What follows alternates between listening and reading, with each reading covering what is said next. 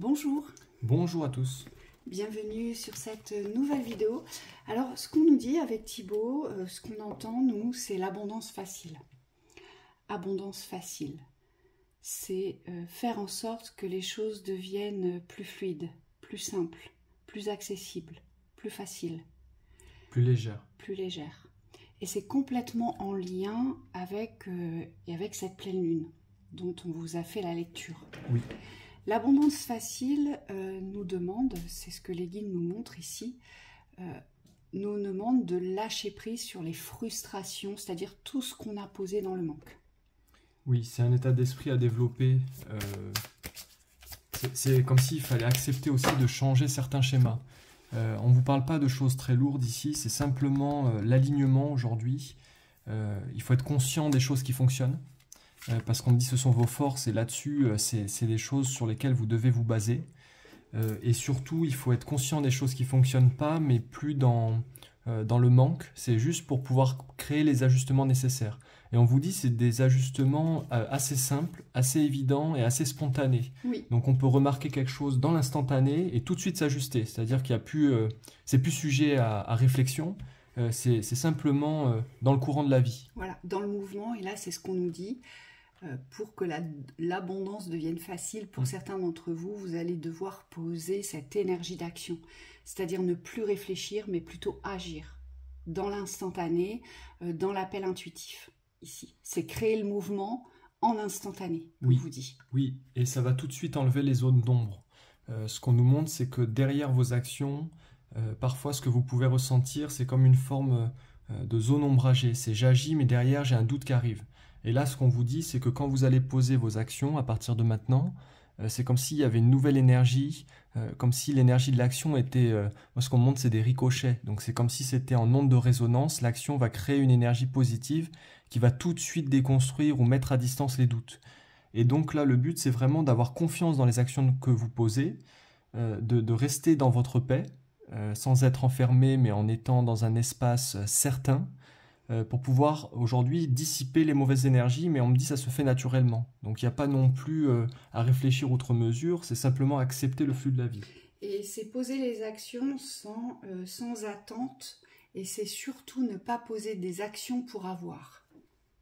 C'est ça aussi l'abondance facile, c'est on ne pose pas des actions pour obtenir, pour avoir, ou pour prendre quelque chose, on pose l'action parce qu'elle est juste dans l'instant.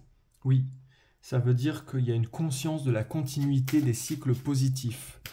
Aujourd'hui, si vous posez des actions positives, que vous avez des résultats, pour certains, on me dit même des résultats minimes. Aujourd'hui, c'est comme s'il fallait les porter à valeur, ces résultats, parce que ça reste des résultats positifs.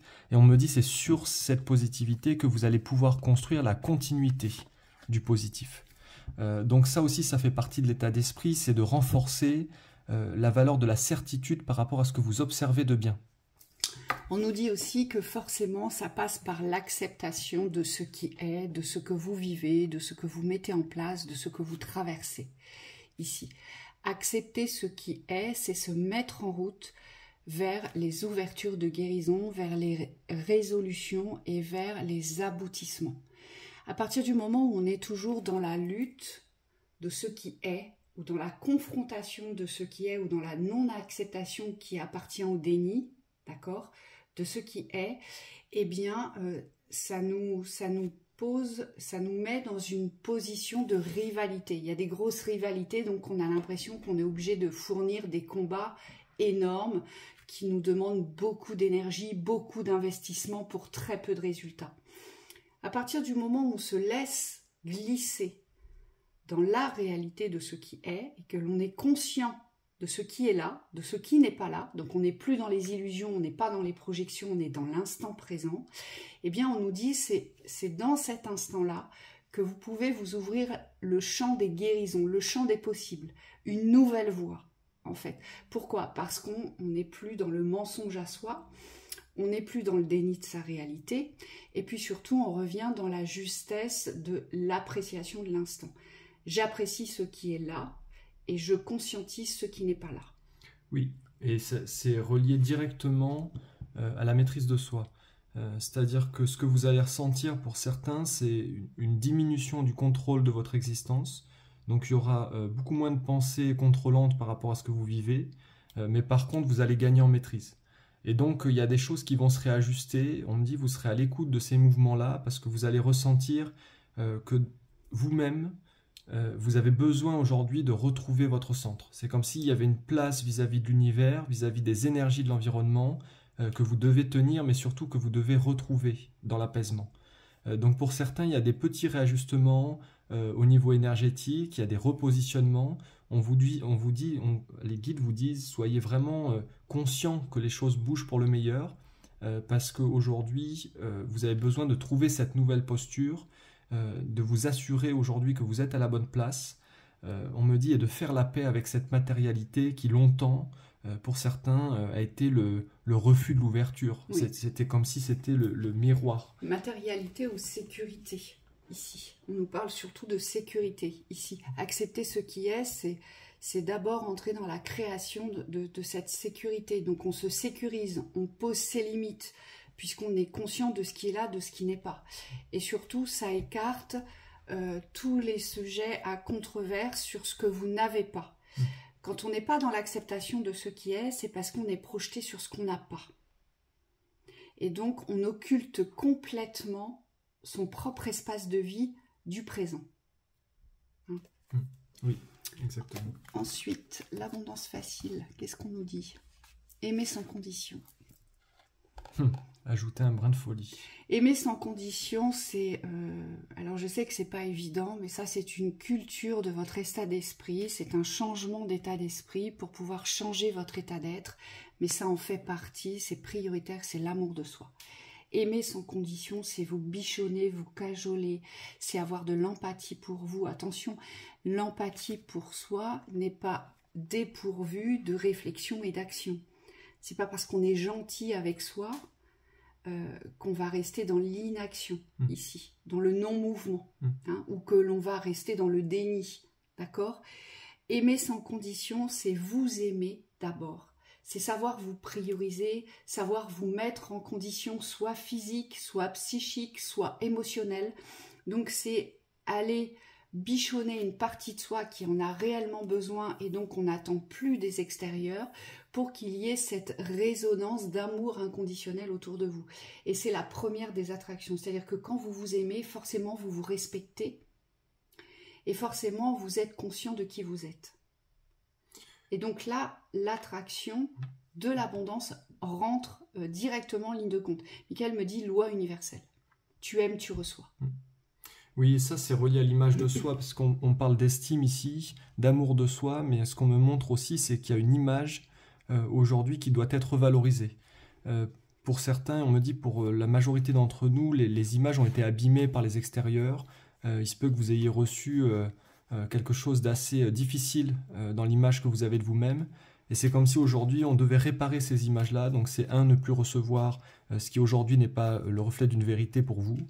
Et de deux, c'est de guérir ce que ça a pu causer comme traumatisme à l'intérieur, le fait de se sentir en retrait du monde, de se sentir pas considéré, pas aimé, pas respecté dans son intégrité.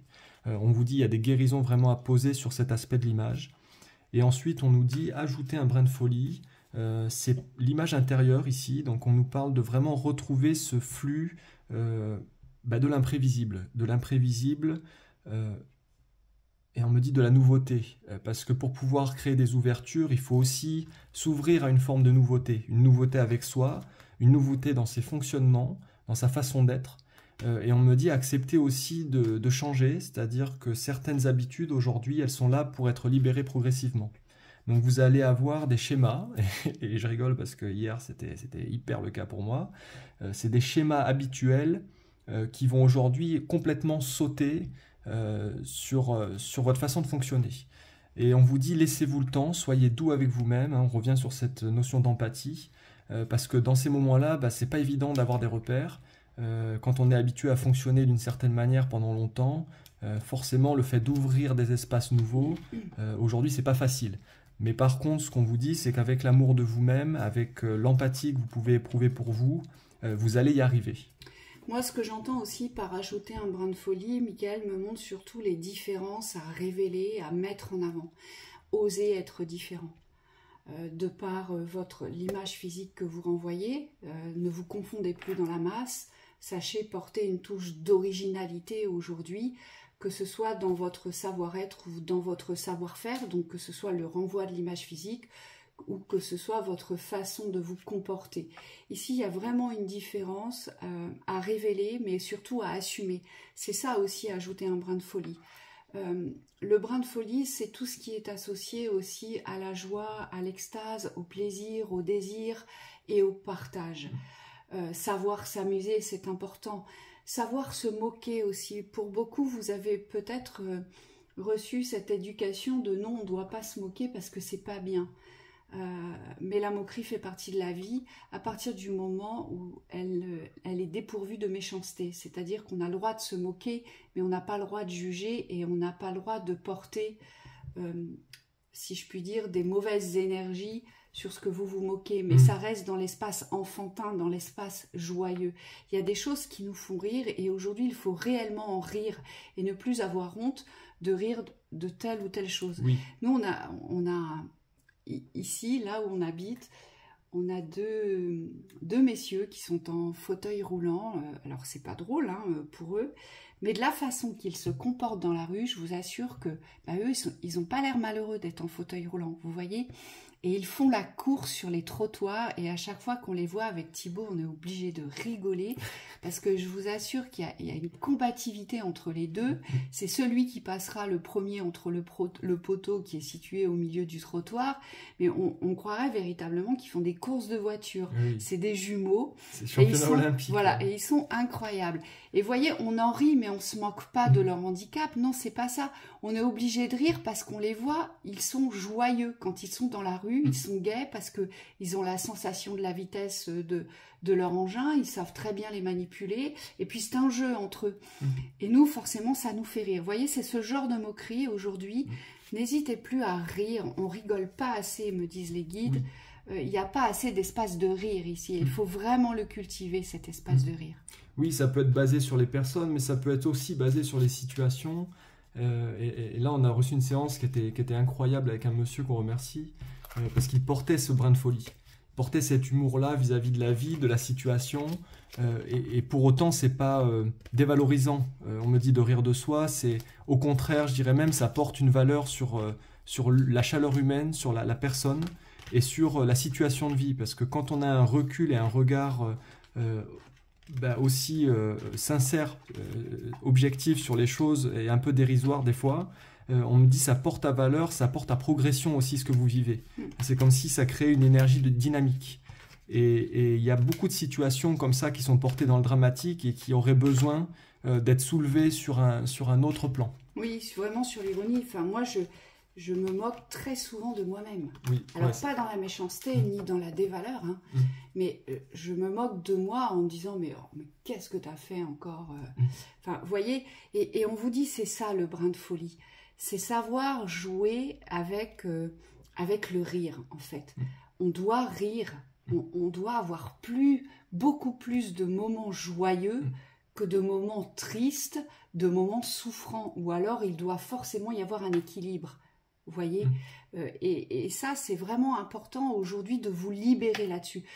Ça me fait penser, hier, on voyait, il y avait une chanteuse, on était installé à un bar et en terrasse, et il y avait un petit concert, il y avait une chanteuse, et on voyait bien qu'elle avait du mal à se lâcher.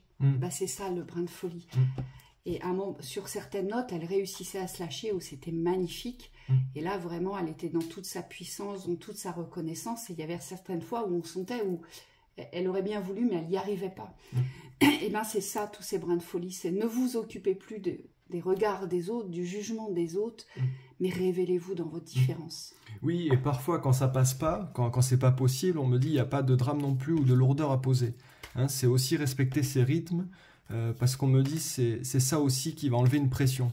Si vous posez pas de pression, d'obligation sur le fait de vous ouvrir, forcément ça va venir. C'est un espace de confiance qu'on doit ouvrir d'abord avec soi. Et c'est ça aussi la vie, c'est accepter que parfois on est en capacité de le faire, parfois on n'y est pas. Et on me dit s'il n'y a pas de jugement posé dessus, bah, c'est d'autant plus libérateur puisque dans les deux cas, on me dit vous êtes conscient de la situation et vous pourrez l'ouvrir quand ça sera prêt. Donc voilà, pour attirer cette abondance facile, il y a déjà 4 thématiques bien concrètes où vous pourrez au moins vous y retrouver dans une voire 2 de ces 4 thématiques, ou voire même dans les 4. Allez, le conseil pour finir. Mon cœur d'amour et ma conscience ne font qu'un. Là, on nous parle d'unité. C'est comme s'il fallait plus trop regarder à l'extérieur, en fait. L'union de l'amour, c'est d'abord avec vous.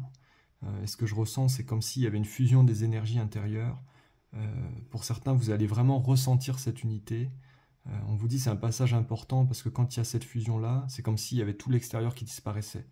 Et c'est pas que momentané, ça on me dit, quand on atteint cette fusion-là, au niveau de l'être, il y a beaucoup moins d'importance qui est portée sur les jugements extérieurs, sur les jugements de valeur et la culpabilité extérieure, mais surtout on se libère intérieurement, c'est comme si on se laissait le droit de vivre. Ma capacité à ressentir du bonheur augmente de jour en jour. Le bonheur, c'est une onde de résonance qui se cultive consciemment. J'insiste, le bonheur se cultive consciemment. Donc, on décide d'être heureux et donc on choisit aujourd'hui d'appliquer les lois universelles qui nous rendent heureux. Hein.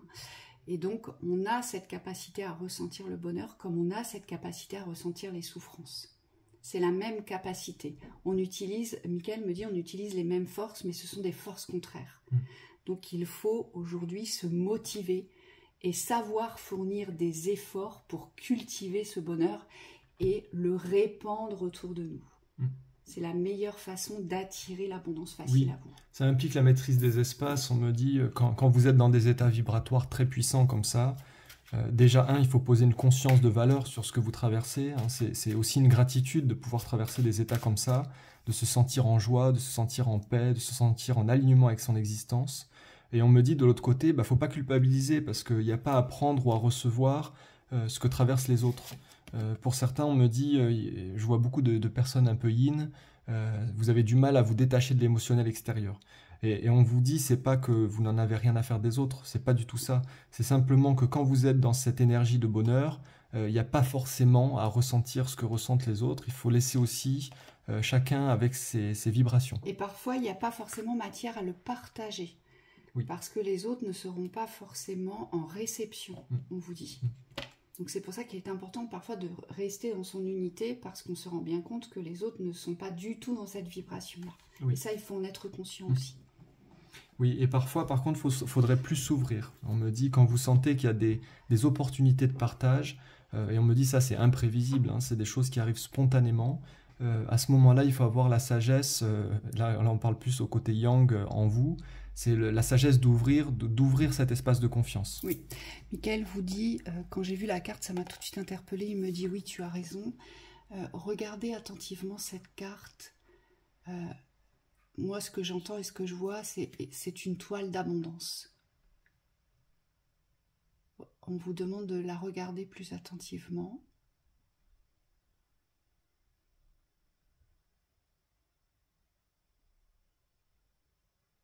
C'est comme si vous deviez tisser cette toile dans votre sacré, on me dit. Cette toile, elle est là pour retenir l'abondance, mais surtout pour la faire circuler, on me dit. Plus votre toile va grandir, plus votre abondance sera facile, fluide et légère. Oui. Les guides me disent de le dire. Pour certains, il y a des énergies qui vous bloquent dans l'abondance. On me parle de la mer, on me parle de l'énergie féminine ici, de la mer. C'est comme s'il fallait aller en profondeur pour résoudre les blocages. Si vous sentez que ça vous parle, on me dit n'hésitez pas à aller consulter le site internet pour voir ce qu'on propose au niveau des séances. Et j'entre en résonance avec l'amour. Ici, celle-ci, elle est en résonance avec celle-ci. En fait, les deux pourraient se confondre. Là, nous parle d'amour et de conscience. Et là, j'entre en résonance avec l'amour. En fait, il faut intégrer l'amour dans votre conscience. L'amour est le premier plan de bonheur. L'amour est l'énergie la plus puissante de l'abondance. Voilà. On vous souhaite une très très belle journée. Très belle journée à vous.